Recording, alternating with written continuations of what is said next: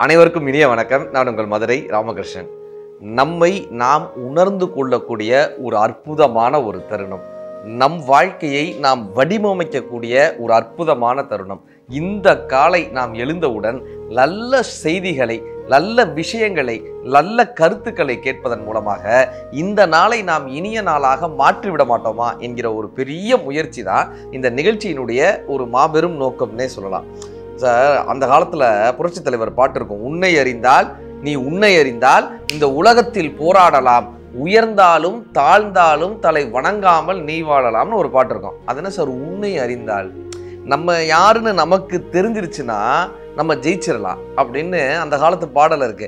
உண்மையிலேயே நாம் யாருன்னு நம்ம தெரிஞ்சுக்கிறதுக்கு எதெல்லாம்ப்பா தடையா இருக்கும்னு ஒரு விஷயம் இருக்குல்ல. நம்மளுடைய குணம் இதுதான், நம்மளுடைய செயல்பாடுகள் இதுதான், நம்மளுடைய படிப்பு இதுதான், நம்மளுடைய வாழ்க்கை இதுதான். இதெல்லாம் தெரிந்த பின்பும் கூட என்னால் அடுத்த நிலைக்கு போக முடியலையேன்னா அதற்கு தடைகள் என்ன? மொத்தம் 3 விஷயம் நமக்கு பெரிய தடைகளாக இருக்கு சார். இந்த வாழ்க்கையில நம்மை அறிந்த பின்பும் நம்ம ஜெயித்து மேலே வருவதற்கு ஒரு 3 விஷயங்கள் அதுல ரொம்ப கவனம் செலுத்தணுன்றாங்க. முதல் விஷயம் என்ன தெரியுமா? நம் மீது பிறர் வைக்கக்கூடிய விமர்சனங்கள். இப்ப நல்லவனா இருக்கணும்ன்றது தானே சார் ஒவ்வொருத்தருக்குமே நம்ம கற்றுக் கொடுத்துட்டு போயிருக்கோம். அடுத்தவங்களுக்கு கெடுதல் நினைக்கக்கூடாதுப்பா, யாரையும் ஏமாற்றக்கூடாதுப்பா, நல்லவர்களாக இந்த வாழ்க்கையை வாழணும்ப்பா. நம்ம பெரியோர்கள் அந்த காலத்துலேருந்து கற்றுக் கொடுத்துக்கிட்டே வந்தாங்களே. பொய் சொல்லக்கூடாதுப்பா, அடுத்தவங்க பொருளை எடுக்கக்கூடாதுப்பா, இதெல்லாம் நமக்கு கற்றுக் கொடுத்தாங்கல்ல. இப்படி ஒருத்தங்க இருந்தா அவர்களை நல்லவர்கள்னு சொன்னோம், கரெக்டா? சான்றோர்கள்னு சொன்னோம். அடுத்தவர்கள் பொருளுக்கு ஆசைப்படாதவர்களை சான்றோர்கள், நல்லவர்கள்னு சொன்னோம். இன்னைக்கு நல்லவன்ற பேரே மாத்திட்டாங்களே சார். பாவம் சார் நல்லவர்ன்றாங்க, பாவப்பட்ட ஜீவன்றாங்க, பாவம் ஒரு நல்லவர்கள். சார், நான் சின்ன பையனா இருக்கும்போது எங்க ஊர்ல ஒரு அண்ணன் மளிகை கடை வச்சிருந்தார். அவருடைய பையன் காலேஜ் படிச்சுக்கிட்டு இருந்தான். ஒரு நாள் அவர் பையன் வயசுள்ள ஒருத்தர் வராரு அந்த கடைக்கு. அவர் வந்து சொல்றாரு, சார் நான் உங்க பையனுடைய காலேஜில் கூட படிக்கிறேன், உங்கள் பையனுடைய ஃப்ரெண்டு கூட படிக்கிறேன், ஊருக்கு போகணும், நான் காசு எடுத்துகிட்டு வந்தேன், யாரோ இங்கே பிட் பாக்கெட் அடிச்சிட்டாங்க, என் பர்ஸை தொலைச்சிட்டேன், பிட் பாக்கெட் அடிச்சிட்டாங்க, இப்போ எனக்கு என்ன பண்ணுறேனே தெரில. உங்கள் பையன்கிட்ட சொன்னேன், அந்த காலம் வந்து செல்ஃபோன் இல்லாத காலம், அப்போ மொபைல் ஃபோன்லாம் எதுவுமே கிடையாது. உங்கள் பையன்கிட்ட சொன்னேன், நீ கவலைப்படாதரா, எங்கள் அப்பா இங்கே தான் கடை வச்சிருக்காரு, நீ எங்கள் அப்பா கிட்ட போய் கேளு, கண்டிப்பான முறையில் கொடுப்பாரு, நான் எங்கள் அப்பா கிட்ட சொல்லிக்கிறேன்னு உங்கள் பையன் சொல்லி விட்டாங்க, உங்கள் பையனோட கிளாஸில் கூட படிக்கிறேங்க நானுன்னு போய் சொல்கிறான் அந்த பையன். உடனே ஒரு அப்படியாப்பா, என் பையனோட நீ கூட படிக்கிறாப்பான்னு கலாப்பட்டியை திறந்து ஒரு 500 ரூபா எடுத்து கொடுத்து விட்டாருங்க. 500 ரூபா எடுத்து கொடுத்து விட்டாரு. எப்போ அந்த காலத்துலேயே ஒரு 500 ரூபா எடுத்து கொடுத்து விட்டாரு. இப்போ அவர் 500 ரூபா வாங்கிட்டு போயிட்டாங்க. கொஞ்சம் நேரம் கழிச்சு ஒரு பையன் வந்தாங்க, இந்த பாடுறா உன் ஃப்ரெண்டு வந்தாங்க 500 ரூபா வாங்கிட்டு போனான். அந்த பையன் சொல்லியிருக்கான், எனக்கு அப்படிப்பட்ட ஃப்ரெண்டே கிடையாதேப்பா, நான் யாருக்கிட்டையும் சொல்லலையேப்பா, நீ என்னப்பா வர்றவங்களுக்குலாம் 500 ரூபா எடுத்து கொடுத்துருக்கான்னு அந்த பையன் பிடிச்ச அப்பாவை திட்ட அந்த கடையில் இருக்கிறவங்க அத்தனை பேரும் சிரிச்சிருக்காங்க. யாருன்னே தெரியாத ஒருத்தர் வந்து 500 ரூபாய் வாங்கிட்டு போறோன்னு. இப்போ என்ன ஆயிடுச்சுன்னா, அவரை வர்றவங்க போறவங்க எல்லாரும் கிண்டல் அடிக்கிறது, எல்லாரும் கிண்டல், சார் ஒரு 500 ரூபா கொடுங்க சார் அப்படின்றது. தினம் வந்துட்டு, அண்ணே ஒரு 500 ரூபா கொடுங்கண்ணே. அந்த கடைக்காரர் பேரு 500 ரூபா கடைக்காரன்னு ஆக்கிட்டாங்க. அந்த பக்கம் போறவர், யார் இந்த 500 ரூபா கடைக்காரரா, அவர் யாரு கேட்டாலும் காசு கொடுத்துருவாருப்பா, இப்படியே ஆக்கிட்டாங்க. நான் ஒரு நாள் அவர்கிட்ட பேசுறேன். அப்போ நான் வந்து ஒரு 10வது 11வது படிக்கிறப்ப நான் கேட்டேன் அந்த நேரத்தை, ஏன்னே நீங்க போய் காசை கொடுத்து விட்டீங்க, இந்த கடை பேர் 500 ரூபா கடைக்காரன்றாங்களேன்னு. அந்த அண்ணன் ரொம்ப இயல்பா சொன்னாரு, ஏன்பா இந்த சம்பவம் நடந்தப்ப யாரு மேல தப்புன்னு நீ நினைக்கிற அப்படின்னாரு. நான் வந்து அப்ப 11வது படிக்கிறேன். யார் மேல தப்புன்னு நீ நினைக்கிற? ஏமாத்திட்டு போனானே அவனை தானப்பா எல்லாரும் திட்டணும். ஒருத்தன் வந்து என் பையன் வயசுல நிக்கிறான், காசு இல்லைன்றான், பையன் சொல்லி விட்டாங்கன்றான், ஊருக்கு போகணுன்றான், பர்ஸை தொலைச்சிட்டேன்னு கண்ணீரோட நிக்கிறான், காசை எடுத்து கொடுக்கறதானப்பா ஒரு மனித நேயம். அவன் பண்ணது தப்பா, நான் பண்ணது தப்பாப்பான்னு என்கிட்ட கேட்டார். இன்றைக்கும் அந்த வார்த்தை எனக்கு அப்படியே ஞாபகம் இருக்கு. நான் சொல்லிட்டு வந்தேன், அண்ணே பாவனே நீங்க நல்லவர்னேன்னு, பாவனே நீங்க நல்லவர்னேன். இன்னைக்கு நல்லவர்களாக இருப்பவர்களை பாவப்பட்ட பிறவியாக பார்க்கக்கூடிய காலகட்டத்துக்கு நம்ம வந்துட்டோம் இல்லையா? இப்படி ஏமாற்றக்கூடிய சூழ்நிலையிலும் கூட எவன் ஒருவன் அறிவு சார்ந்து தன்னுடைய குணம் கெடாமல் இருக்கிறாங்களோ அவன் ஜெயிச்சிட்டாங்க. அந்த அண்ணன் சொன்னாரு, நான் 500 ரூபா இழந்ததாவே இருக்கட்டும்ப்பா, அவன் என்னை ஏமாத்திட்டு போயினான், ஆனா நான் உண்மையிலேயே பர்ஸை தொலைத்து கண்ணில் கண்ணீரோடு இருக்கக்கூடிய ஒருத்தனுக்கு கொடுத்தேன் என்றுதான் இன்றைக்கும் நான் நம்புகிறேன். நான் கொடுத்த பணம் அவன் கஷ்டப்பட்டான்றதுக்காக தான் கொடுத்தேன், அவன் ஏமாத்தினா நான் ஏமாத்திட்டு போட்டோம், ஆனா நான் கொடுத்தது கஷ்டப்பட்டவங்களுக்கு தான் கொடுத்தேன். நம்முடைய குணத்தை மாற்றாத ஒரு தன்மை நம்மகிட்ட எப்பயுமே இருக்கணுங்க. இதுதான்ப்பா என் குணம், என்ன நடந்தாலும் இதுதான் என்னுடைய குணம்னு ஒரு குணம் இருக்குல்ல. உன்னை அறிந்தால் உன்னை அறிந்தால், நான் யார் என்று நமக்கு தெரிந்த பின்பு அதை மாற்றிக்கொள்ளாத ஒரு குணம் நம்மிடம் இருக்கணும்.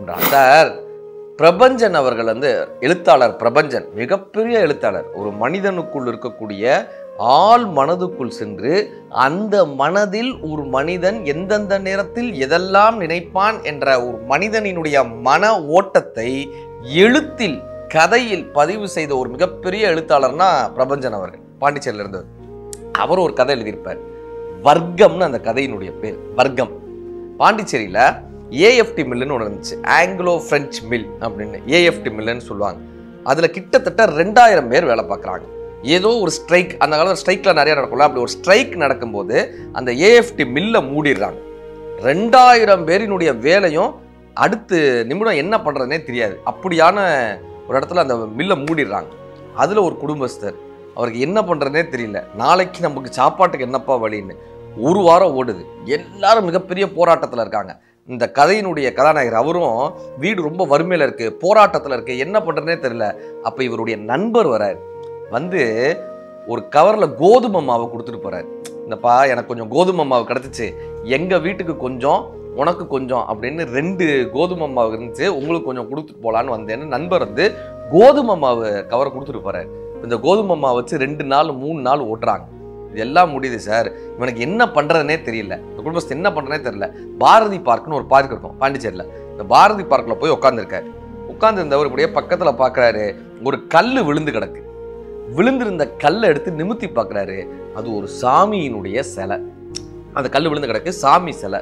இப்போ அந்த சிலையெல்லாம் சுத்தப்படுத்துறாரு. அற்புதமான ஒரு சிலையா இருக்கு. இவர் நல்லா சுத்தப்படுத்தும் போது இவர் பின்னாடி இருந்து ஒருத்தர் தட்டுறாரு. யார் பார்த்தா ஒரு பிரெஞ்சுக்காரர், அங்கிருந்த பிரெஞ்சுக்காரர். அவர் அதை நல்லா ஃபோட்டோலாம் எடுக்கிறாரு. இவ்வளோ அந்த சிலையோட நுட்பத்தை பற்றிலாம் சொல்கிறாரு. இந்த சிலை எங்கிருந்து வந்ததுன்னு அந்த தகவல் எல்லாம் சொல்லிட்டு அவரும் சேர்ந்து அந்த சிலையை சுத்தப்படுத்திட்டு இவர்கிட்ட என்ன திரும்ப பண்ணுறாரு, ஒரு 100 ரூபா எடுத்து கொடுக்குறாரு. எப்போ அந்த காலத்தில் 100 ரூபா எடுத்து கொடுத்து தினம் இந்த சிலைக்கு பூஜை பண்ண பாட்டு போயிட்டார். அவர் தினம் இந்த சிலைக்கு பூஜை பண்ணுங்க அப்படின்ட்டு போயிட்டார். இப்போ இவருக்கு என்னன்னா 100 ரூபான்றது இவருக்கு ஒரு 15 நாள் செலவு, வீட்டு செலவு, 15 நாளுக்கான வீட்டு செலவு. இவர் சந்தோஷமா வீட்டுக்கு போறாரு. 100 ரூபா இந்த மாதிரி ஒருத்தர் கொடுத்தாரு, என்ன பண்ணலான்னு வீட்டுக்கார மாட்ட கேட்குறாங்க. 100 ரூபா கொடுத்துட்டு போயிருக்காரு. சாமிக்கு நைவேத்தியம் பண்ண சொல்லி கொடுத்துருக்காரு. அந்த அம்மா கவலையே படலை. அசால்ட்டு அந்த 100 ரூபாய் வாங்கி வச்சாங்க. அரிசி வாங்குங்க, வெள்ளம் வாங்குங்க, தினம் சாமிக்கு இந்த சக்கரை பொங்கலை வைங்க, மற்றதை வீட்டு செலவுக்கு வைங்கன்னு அம்மா சொல்லிட்டு போயிட்டாங்க. இப்போ அவர் அந்த சாமி சிலையை சுத்தப்படுத்துறாரு, அதுக்கு மாலை போடுறாரு. அந்த பாரதி பார்க்கில் என்ன தெரியுமா சார் ஆயிடுச்சு, ஒரு தடவை நேவேத்தியம் பண்ணி கற்பூர தீபாரதனை கட்டினோன்னையும் அந்த பார்க்கு கோயில் ஆயிடுச்சு சார். இப்போ இந்த சாமி சிலையை பார்க்கறதுக்கு அத்தனை கூட்டம் வர ஆரம்பிச்சிச்சு. இவருக்கு இந்த பிரெஞ்சுக்காரர்கள் சொன்ன டீட்டெயில்ஸ்லாம் தெரியும்ல, இது 2ஆம் நூற்றாண்டு சிலை, இது 17ஆம் நூற்றாண்டு சிலை, இப்படிலாம் அவர் ஒரு 2-3 கதைகள்லாம் சொல்றாரு. அப்படி இப்படின்னு நிறைய கதைகள்லாம் சொல்ல ஒரு கட்டத்தில் என்ன ஆயிடுச்சுன்னா, அந்த பார்க்குக்கு அவ்வளவு கூட்டம் வர ஆரம்பிச்சிட்டாங்க சார். சுற்றி அந்த கதைகளை அவங்களா புனைய ஆரம்பிச்சிட்டாங்க. நிறைய கதைகள் அவங்களா புனைய ஆரம்பிச்சிட்டாங்க. சாமி கடலுக்குள்ள இருந்தாராம், இப்போ இவர் வந்த உடனே அப்படியே சாமி இவர் அருளால வெளியே வந்துட்டாரான்னு அவங்களாம் கதையெல்லாம் கட்டி விட அந்த பார்க்குக்கே அத்தனை பேர் கூட்டம் வர ஆரம்பிச்சிட்டாங்க. இவருக்கு ஒரு நாளைக்கு 500 ரூபா வருமானம் வருது. ஒரு நாளைக்கு 500 ரூபா வருமானம். அப்படி அவங்க வீடே அப்படி மாறக்கூடிய ஒரு நிலை. இதுல என்னன்னா, ஒரு பெரிய அரசு அதிகாரி இவரை கும்பிடுறாரு. கும்பிட்டு சொல்றாரு, சாமி நீங்க எங்க வீட்டுக்கு அருள் பாவிக்கணும் சாமின்றாரு. யாரு? இவரை. எங்க வீட்டுக்கு இவரை சாமியார் ஆக்கிட்டாங்க, எங்க வீட்டுக்கு அருள் பாவிக்கணும் சாமின்னு. இப்போ ஒரு நாளைக்கு 500 ரூபா வருமானம் வருது. அந்த மில்லுல இவருக்கு ஒரு மாசத்துக்கு 500 ரூபா வருமானம். இங்க தட்டுல ஒரு நாளைக்கு 500 ரூபா வருது. இப்படி போயிட்டு இருக்கிற நேரத்துல அந்த கோதுமை மாவு கொடுத்தாருல அந்த நண்பர் ஒரு நாள் வெளியே சந்திக்கும் போது சொல்றாரு, டேய் நம்ம மில்லை திறக்க போறாங்களா, இன்னும் 2 நாள்ல மில்லை திறந்துருவாங்களா. இப்போ ஒரு பெரிய மனக்குழப்பம். மில்லை திறந்துட்டாங்கன்னா மில் வேலைக்கு போனோம்னா ஒரு மாசத்துக்கு 500 ரூபா, இங்க ஒரு நாளைக்கு 500 ரூபா, எதுன்னு யோசிச்சுக்கிட்டே இருக்காரு. இப்போ அந்த நண்பர் சொல்றாங்க, மில்லை திறந்துட்டாங்கன்னு. இப்போ அவர் இப்படி நிக்கிறப்போ இடது கை பக்கம் போனா அந்த பாரதி பூங்கா, இந்த சாமி சிலை இருக்கக்கூடிய பாரதி பூங்கா, வலது கை பக்கம் போனா அந்த ஏஎஃப்டி மில்லு வேலை உழைப்பு, இடது கை பக்கம் போனா பிழைப்பு, இது உழைப்பு. எந்த பக்கம்பா போகலான்னு இவர் யோசிச்சுட்டே இருக்காரு. யோசிக்கிறாரு. அவரை அறியாமல் அவரது கால் வலது பக்கம் மில்லை நோக்கி நகன்றதுன்னு பிரபஞ்சன் அவர்கள் அந்த கதையை முடிச்சிருப்பார். என்ன தெரியுமா அர்த்தம்? பணம் வருதுன்ற காரணத்திற்காக அல்லது ஏதோ ஒரு காரணத்திற்காக இவர் தன்னுடைய குணநலங்களை மாற்றிவிடக்கூடாது. இவருடைய குணமே உழைப்பது தான், இவருடைய விஷயமே உழைப்பினுடைய ஆழம் தான்.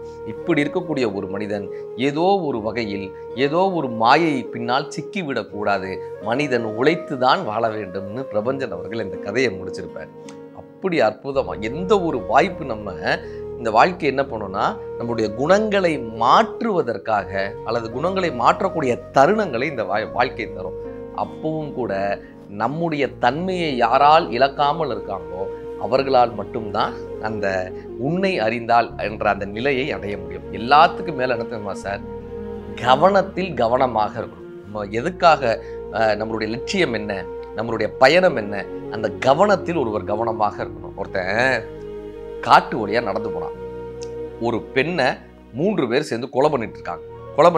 கொலை பண்ண கொலைகாரர்கள் ஓடிட்டாங்க. இப்போ அந்த பெண்ணை அவரால் காப்பாற்ற முடியல, அந்த அப்பாவி பெண்ணை காப்பாற்ற முடியல. இவர் பக்கத்தில் இருக்கக்கூடிய காவலர்கள்ட்ட போய் சொல்கிறார், அரசாங்க காவலர்கள்ட்ட போய் சொல்கிறார்.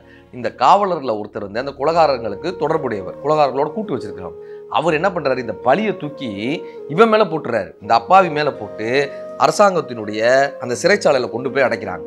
இந்த சிறைச்சாலையே என்னென்னா இத்தினூண்டு சிறைச்சாலை, இவரால் கால் நீட்டி படுக்க முடியாது, அந்த மாதிரி ஒரு சிறைச்சாலை டஞ்சனில் கொண்டு போய் அடைச்சிடுறாங்க. இவரை மாதிரி இன்னும் ஒரு 4 அப்பாவிகளை போய் கேஸ் போட்டு இன்னொரு 4 அப்பாவிகளை கொண்டு வந்து அரண்மனை சிறைச்சாலையில் அடைச்சிடுறாங்க. இப்போ 4 பேரும் இந்த சிறையில் இருக்காங்க, போராட்டமாக இருக்குது. இப்போ இவங்க 4 பேரும் சேர்றாங்க. எல்லாரும் சேர்ந்து நம்ம உரிமைக்காக போராட வேண்டும், நம்ம நியாயத்துக்காக போராடணும். நம்ம 4 பேருமே தப்பு பண்ணலை, இந்த அரசாங்க அதிகாரி தப்பு செய்து நம்ம மேலே பழிய போட்டாரு, நம்ம உரிமைகளுக்காக போராடணும். இந்த 4 பேரும் பயங்கரமாக போராடுறாங்க, நாங்கள் தப்பு பண்ணலை அப்படின்னு குரல் கொடுக்குறாங்க. இப்போ அவர் என்ன தெரியுமா பண்ணார், இந்த அரசாங்க அதிகாரி ஒன்றுமே பண்ணலங்க, தலைமை காவலர் ஒன்றுமே பண்ணல. ஒரு பன்றியை கொண்டு வந்து உள்ளார விட்டார், பன்றியை கொண்டு வந்து அதே சிறையில் விட்டார். ஏற்கனவே இவங்களால அங்கே உட்கார்றது கூட இடம் இல்லை. இப்போ பன்றி உள்ளே வந்ததுக்கப்புறம் இந்த பன்றியை எப்படியாவது வெளியேற்றணும்னு ஏற்கனவே இவங்க குரல் கொடுத்துட்டு இருந்தாங்களே. எதுக்காக குரல் கொடுத்தாங்க, உரிமைக்காக குரல் கொடுத்தாங்க, நியாயத்திற்காக குரல் கொடுத்தாங்க. இப்போ எல்லாத்தையும் விட்டுட்டு பன்றியை வெளியேற்றுன்னு குரல் கொடுத்துட்டே இருக்காங்க. அதுக்காக சண்டை போடுறாங்க, அதுக்காக போராட்டம் பண்ணுறாங்க, உண்ணாவிரதம் இருக்காங்க.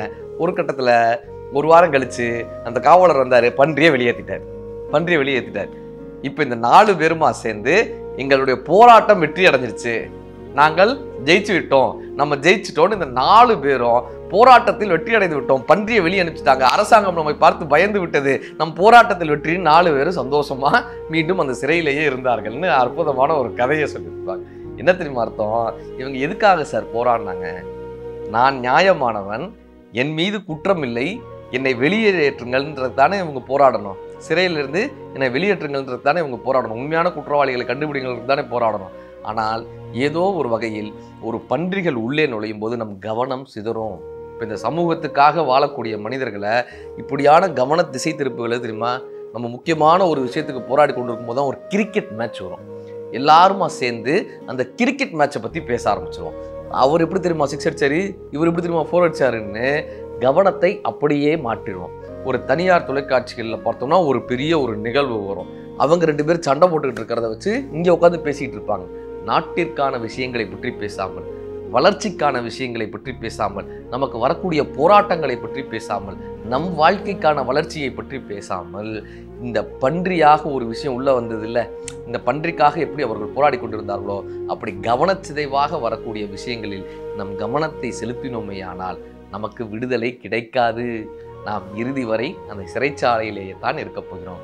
நாம் வாழப்போகிறோமா, சிறைச்சாலையில் இருக்கப் போகிறோமா என்பது நம் கைகளில் தான் இருக்கிறது. உன்னை அறிந்தால் நீ உலகத்தில் போராடலாம். மாபெரும் சபைகளில் நீ நடந்தால் உனக்கு மாலைகள் விழ வேண்டும். ஒரு மாசு குறையாத மன்னவன் இவன் என்று போற்றி புகழ வேண்டும். நான் அப்படியாக புகழ வேண்டும் என்றால் நம் குணத்தை நாம் இழந்து விடக்கூடாது.